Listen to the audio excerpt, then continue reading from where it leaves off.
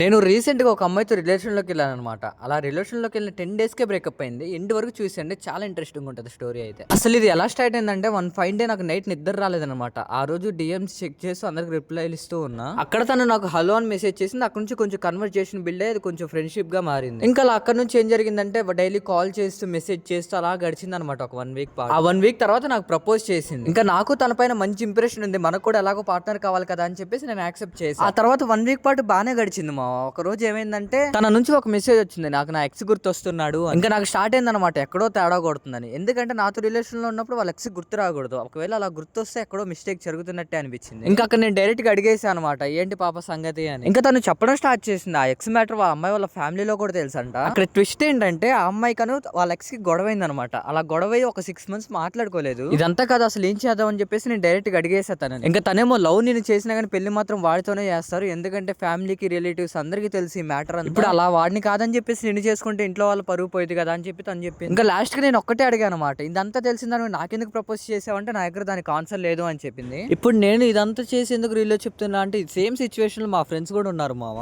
Situations వేరైనా కానీ convince చేసి ఉంచుతున్నారు. మీరు అబ్బాయి అయినా అమ్మాయి అయినా కానీ ఒక్కటి మాత్రం కన్ఫామ్ గా చెప్పగలను, ఒక పర్సన్ వెళ్ళాలనుకుంటే నువ్వేం చెప్పినా ఆగరు మామ. అదైతే మైండ్ లో పెట్టుకొని ప్రొసీడ్ అవ్వండి.